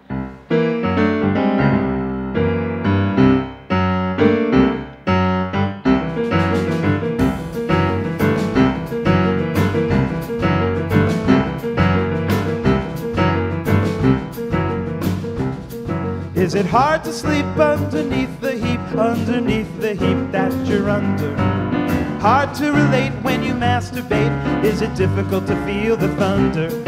Under patio gravel and the plastic grapes, novelty soaps in assorted shapes. Up in the playroom with the metric owl drapes, everybody can hear you screaming. Is it good for baseball? Is it good for the Jews? Is it good for baseball? Is it good for the Jews? Is it good for baseball? Is it good for the Jews? Is it good for baseball? Is it good for the Jews? Is it right to choose the electric fuse for your underused libido? Right to explore when your trigger's sore on your Bangalore torpedo? When the dugout's empty and the pitcher's dead, who still remembers what the Fuhrer said? Who put the liver in the wedding bed of the designated Hitler? Is it good for baseball? Is it good for the Jews? Is it good for baseball? Is it good for the Jews? Is it good for baseball? baseball? Is it good for the Jews? Is it good for baseball? Is it good for the Jews?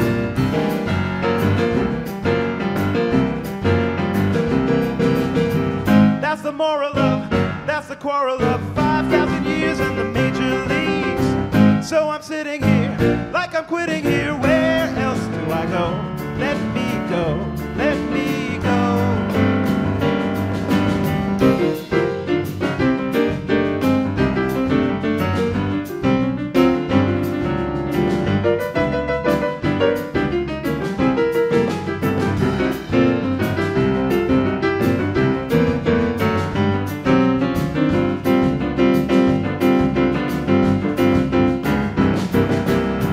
That's the story of, that's the glory of 5,000 years on the LIE. So I'm sitting here like I'm quitting here. Where else could I go? Let me go, let me go. Woo! And it's hard to sleep underneath the heap that I'm under. Hard to relate with your head on a plate. Difficult to feel the thunder. When the dugout's empty and the score is tied, who still remembers how the pitcher died? Was it the pill with the cyanide? Was it the pretzel with the cheese inside? Is it good for baseball? Is it good for the Jews? Is it good for baseball? Is it good for the Jews? Is it good for baseball? Is it good for the Jews? Is it good for baseball? Is it good for the Jews? Is it good for baseball? Is it good for the Jews? Is it good for baseball? Is it good for the Jews? Is it good for baseball? Is it good for the Jews? Is it good for baseball? And you can throw out the food, you can cancel the band, cause the moil got a boil on the meat of his hand.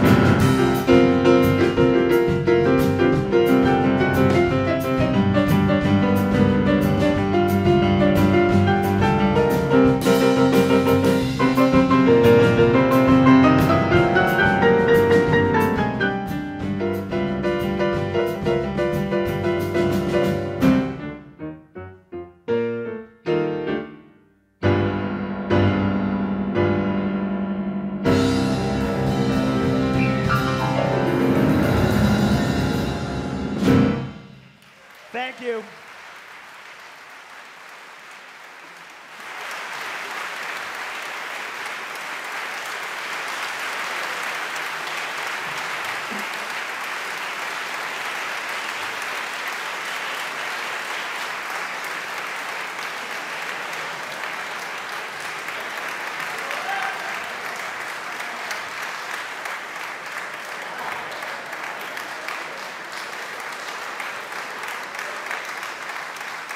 I don't have an encore, but I can't get off the stage, so I got nothing. It's late. Oh, Jesus Christ. Oh, that's the good one.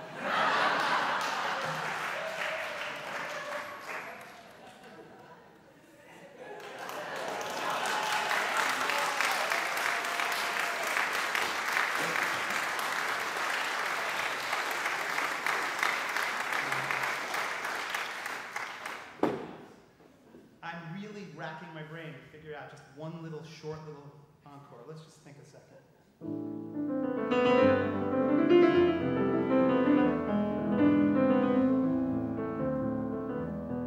Hey Omar, do you have any ideas? Like what's anything?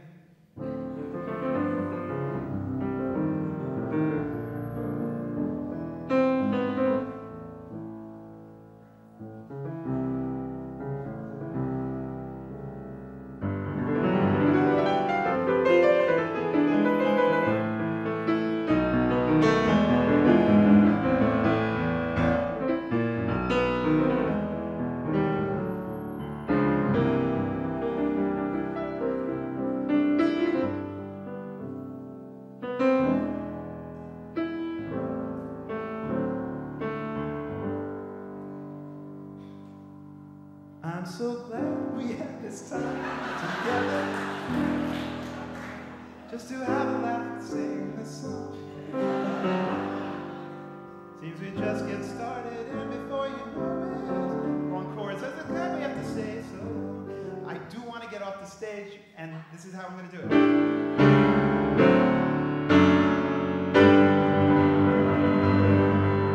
Thank you.